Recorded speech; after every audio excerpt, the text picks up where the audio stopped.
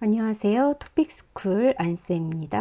한국사회 이해 기본 39과 삼국시대와 남북국시대입니다. 첫 번째, 삼국은 어떻게 발전했을까? 삼국의 건국. 주몽은 압록강 유역 졸본 지역에 고구려를 세웠고, 주몽의 아들로 알려진 온조는 한강 유역으로 내려와 백제를 세웠습니다.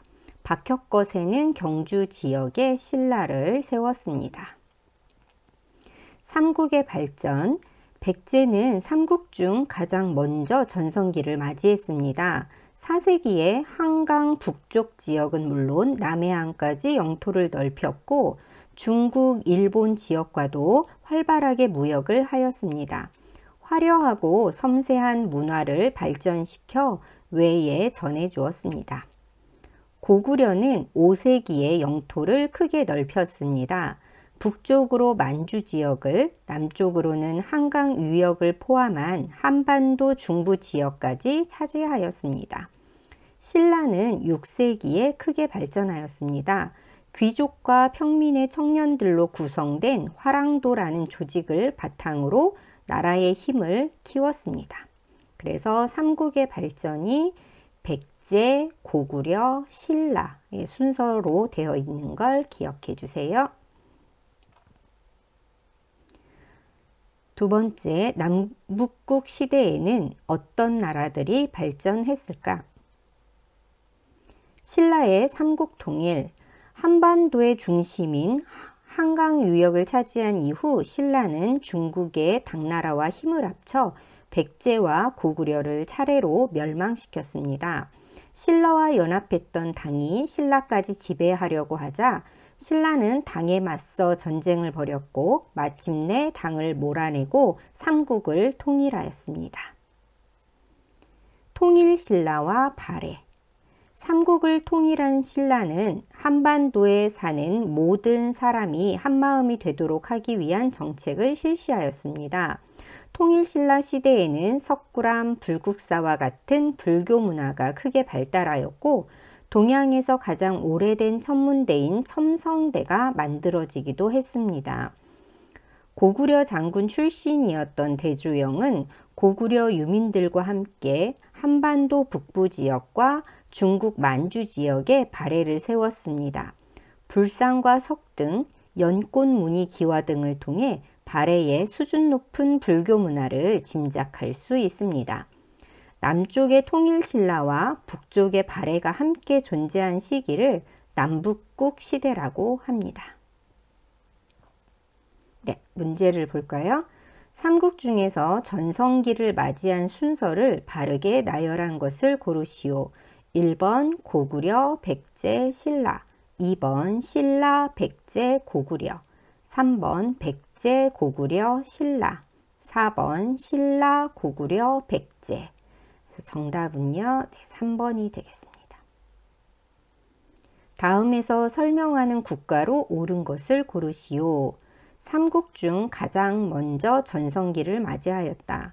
4세기에 한강 북쪽 지역은 물론 남해안까지 영토를 넓혔고 중국, 일본 지역과도 활발하게 무역을 하였다. 특히 화려하고 섬세한 문화를 발전시켜 외에 전해주었다.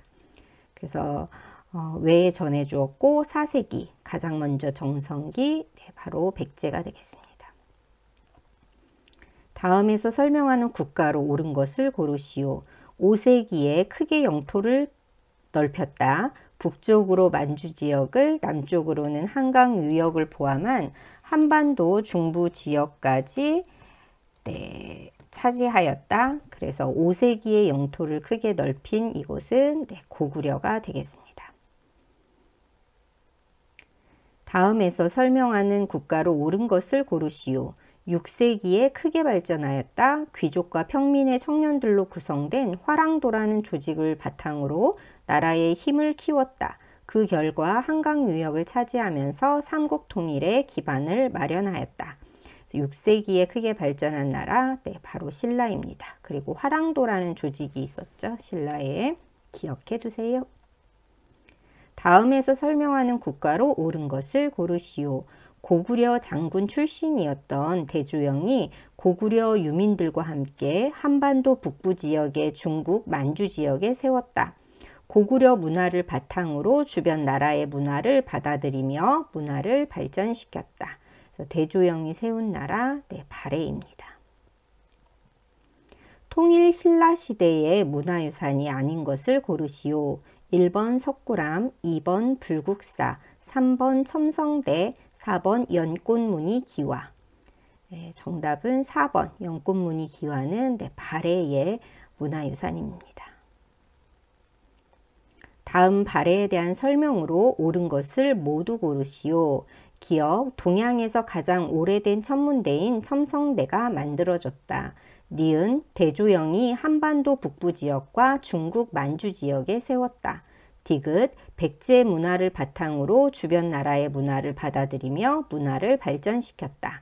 리을, 불상과 석등, 연꽃무늬 기와 등을 통해 수준 높은 불교 문화를 짐작할 수 있다. 발해에 대한 설명으로 옳은 것은 2번 니은과 리을입니다. 그래서 기역은 통일신라를 말하고요. 그리고 발해는 고구려의 문화를 고구려를 계승한다는 그런 정신이 있기 때문에 고구려 문화가 정착되었습니다. 구술형 문제입니다. 다음 글을 읽고 아래의 질문에 대답하여 봅시다. 가, 백제를 세운 온조왕의 아버지는 졸본 지역에서 고구려를 세운 주몽이다. 주몽은 졸본 지역에 와서 소선호와 결혼한 후 두 아들을 낳았는데 첫째가 비류이고 둘째가 온조이다. 그런데 주몽이 졸본에 오기 전 부여에 있을 때 낳은 아들 유리가 고구려로 와서 왕위를 이을 태자가 되었다.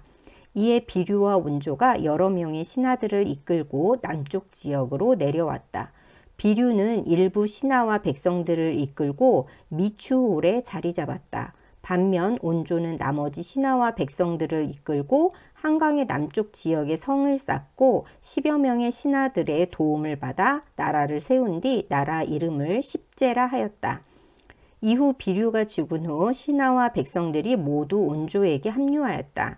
이후 십제는 나라 이름을 백제라고 고쳤다. 고구려 두 번째 도읍진 국내성 근처에는 돌을 쌓아 만든 무덤이 많이 있다.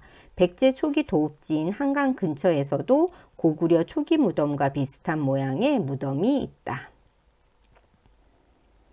온조와 비류는 왜 졸본 지역을 떠나 남쪽으로 내려왔을까요?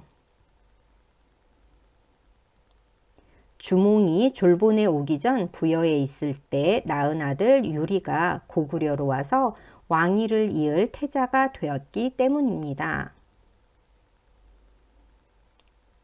가와 나를 통해 백제를 세운 사람들이 어느 나라에서 왔다는 사실을 알 수 있을까요?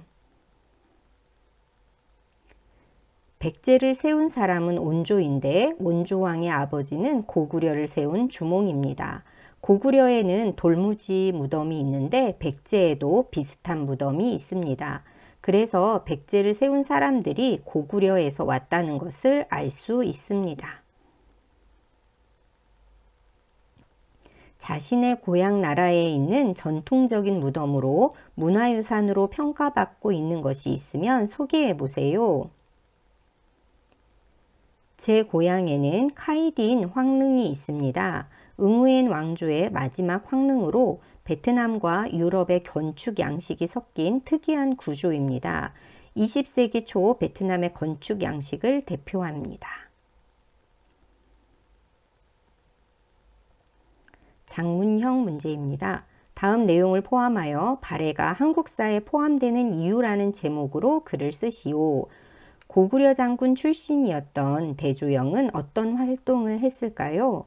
고구려가 멸망한 이후 옛 고구려 땅에는 어떤 나라가 세워졌을까요? 조선시대 학자 유득공은 통일신라와 발해가 함께 있던 시기를 무엇이라고 불렀을까요? 고구려가 멸망한 후 고구려를 되찾기 위한 노력이 나타났습니다. 고구려 장군 출신이었던 대조영은 고구려 유민들과 함께 한반도 북부 지역과 중국 만주 지역에 발해를 세웠습니다.